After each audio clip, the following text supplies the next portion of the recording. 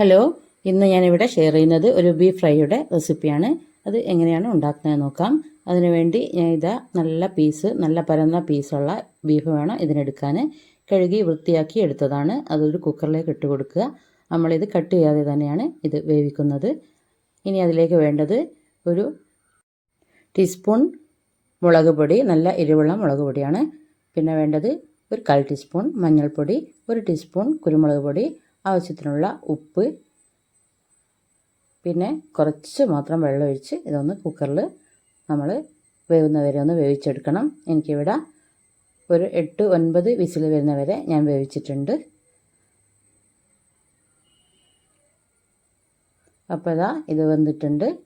ഇനി നമുക്കിത് തണയാൻ വേണ്ടി മാറ്റി വെക്കണം. തണഞ്ഞതിന് ശേഷം ഞാൻ അതിൽ നിന്ന് ഇറച്ചി മാത്രം എടുത്തിട്ട് അതിനി കട്ട് ചെയ്യാണ്. വേവിച്ചതിന് ശേഷമാണ് നമ്മളിത് കട്ട് ചെയ്യുന്നത്. ഇതുപോലെ നീളത്തിൽ വേണം കട്ട് ചെയ്തെടുക്കാൻ. അതാണ് ഞാൻ പറഞ്ഞത്. നല്ല പരന്ന പീസാണെങ്കിൽ നമുക്ക് നല്ല ഷേപ്പിൽ തന്നെ കട്ട് ചെയ്തെടുക്കാൻ പറ്റും.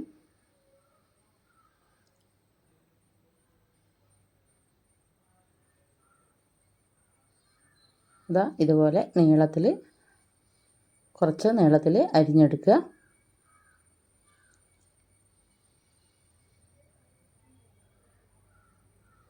ഇതിലേക്ക് മസാലകളെല്ലാം ഇപ്പം തന്നെ നല്ലതുപോലെ പിടിച്ചിട്ടുണ്ട്. ഇനി നമുക്ക് കുറച്ച് മസാലകളൊക്കെ പുരട്ടി കൊടുക്കണം. അതിനുവേണ്ടി മുഴുവൻ ഞാൻ ഇപ്പം തന്നെ ഇതുപോലെ കട്ട് ചെയ്തെടുത്തിട്ടുണ്ട്. ഇനി ഇതിലേക്ക് കുറച്ച് മസാല കൂടി മാരിനേറ്റ് ചെയ്ത് വെക്കണം. അതിന് വേണ്ടിയിട്ട് ഒരു 1/4 ടീസ്പൂൺ മുളക് പൊടിയും 1/4 ടീസ്പൂൺ മഞ്ഞൾപ്പൊടിയും ഒരു 1/4 ടീസ്പൂൺ ഗരം മസാലപ്പൊടിയാണ് ഞാനിപ്പോൾ ചേർത്തത്. പിന്നെ വേണ്ടത് ഇഞ്ചി വെളുത്തുള്ളി ചതച്ചത് അല്ലെങ്കിൽ പേസ്റ്റ്. പിന്നെ വേണ്ടത് നമ്മൾ ബീഫ് വേവിച്ച സ്റ്റോക്കാണ്, വെള്ളമാണ്. അത് ഇതിലേക്ക് ആവശ്യത്തിന് വേണ്ടി ഒഴിച്ചു കൊടുക്കുക. അത് നമുക്ക് കുഴയ്ക്കാൻ ആവശ്യത്തിനുള്ളത് മാത്രം ഒഴിച്ചു കൊടുക്കുക. ഞാനിവിടെ ഒരു 3 സ്പൂൺ വീതം ഒഴിച്ചെടുത്തിട്ടുണ്ട്. പിന്നെ ഉപ്പ് ഇട്ട് കൊടുത്തിട്ടുണ്ട്. നേരത്തെ നമ്മൾ വേവിക്കുമ്പോൾ ഉപ്പിട്ടിട്ടുണ്ട്. നോക്കിയിട്ട് വേണം ഉപ്പിടാൻ. ഇനി ഇതുപോലെ നല്ലതുപോലെ കൈകൊണ്ട് തന്നെ നല്ലതുപോലെ മിക്സ് ചെയ്തെടുക്കുക.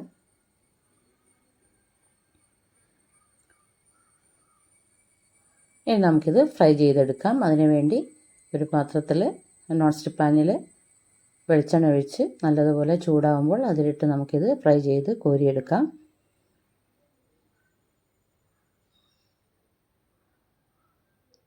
ഒന്ന് രണ്ട് ബാച്ചായിട്ടാണ് ഞാനിതിട്ടത്. വലിയ പാത്രമാണെങ്കിൽ ഒരുമിച്ച് തന്നെ നമുക്കിതിട്ട് ഫ്രൈ ചെയ്തെടുക്കാവുന്നതാണ്.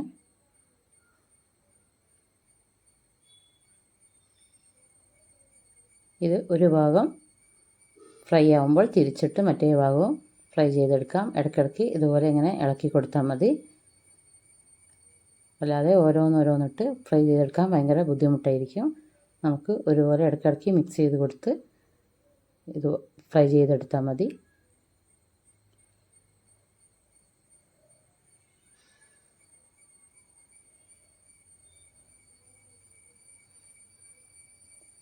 ഇതുപോലെ ബീഫ് ഫ്രൈ ചെയ്യുമ്പോൾ നല്ല ടേസ്റ്റാണ്. എല്ലാവരും ഒന്ന് ട്രൈ ചെയ്ത് നോക്കണം.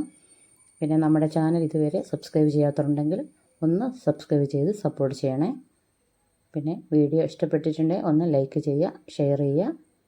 അപ്പോൾ നമ്മുടെ ഫസ്റ്റ് ബാച്ച് ഇവിടെ റെഡി ആയിട്ടുണ്ട്. അത് ഞാൻ ഇതുപോലെ കോരിയെടുക്കുന്നുണ്ട്. കണ്ടില്ലേ, നല്ല മൊരിഞ്ഞ ബീഫാണ്. നല്ല അടിപൊളി ടേസ്റ്റ് ആയിരുന്നു. ഇനി അടുത്ത ബാച്ചും ഇതുപോലെ ഇട്ട് കൊടുക്കുക.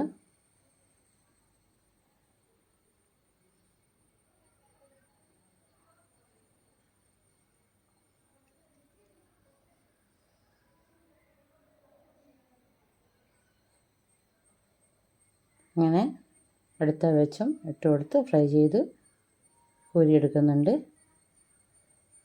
ഇനി ലാസ്റ്റ് ഇടുന്ന ബാച്ചിൽ കുറച്ച് കരിവേപ്പിലയും പച്ചമുളക് ചേന്തി ചെയ്തിട്ട് കോരിയെടുത്താൽ നല്ലൊരു ടേസ്റ്റാണ്. അപ്പോൾ നമ്മുടെ ബീഫ് ഫ്രൈ ഇവിടെ റെഡി ആയിട്ടുണ്ട്. എല്ലാവരും ഒന്ന് ട്രൈ ചെയ്ത് നോക്കുക. കറിവേപ്പില ഒന്ന് ഞെരിയുന്നത് വരെ ഒന്ന് മിക്സ് ചെയ്ത് അതിലിട്ട് പൊരിച്ച് കോരിയെടുക്കുക. അപ്പോൾ അതിൽ നിന്നുള്ള പച്ചമുളകിൽ നിന്നുള്ള എരിവും എല്ലാം ഇതിലേക്ക് ഇറങ്ങി നല്ലൊരു ടേസ്റ്റാണ് ബീഫിനുണ്ടാവുക, ബീഫ് ഫ്രൈക്ക് ഉണ്ടാവുക. അതും കൂടി കോരിയെടുക്കാം.